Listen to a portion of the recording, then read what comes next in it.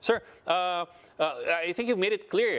The government is not ready to give up full control of MRT-3. But si Senator Poe is citing other examples in other countries. Sabi niya, it's shown itself to be more efficient if you privatize these public utilities, more seamless daw, and so on down the line. What do you think, po? What do you say to that?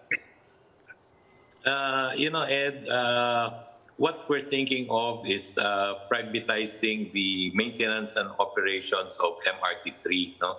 We're not really looking at selling the whole assets of MRT-3 because it will not be attractive for the private sector to invest a huge amount of money for them to own the assets of MRT-3. No?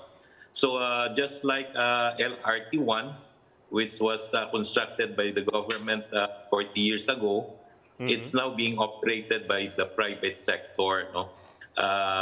And we see that they are doing it efficiently. No?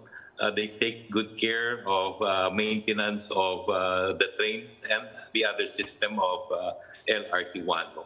So that's what we're looking at when the MRT-3 is turned over to the government in 2025.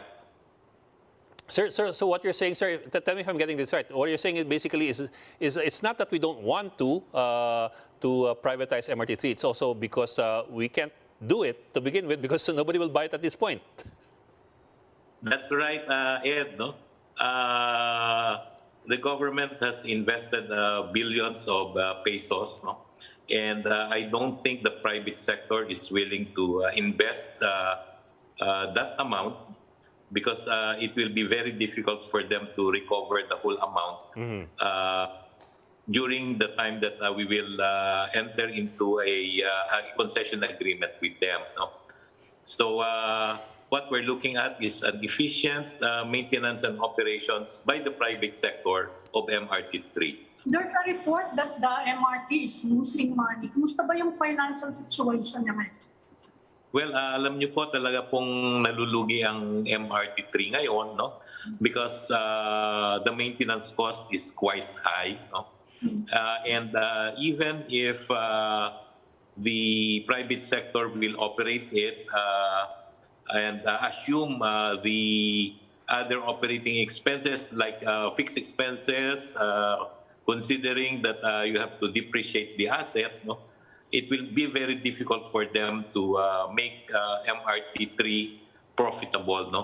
Kaya po, alam niyo po, sa buong mundo, ang mga train system ay talagang sinusuportahan ng gobyerno. No?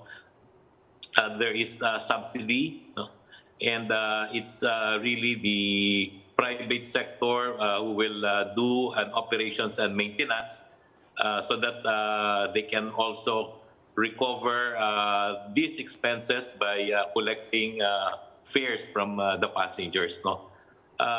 In fact po, sa other countries, no, for example in Hong Kong, the operations of MTR is not really making money, but they make money on their investments sa mga real estate. No?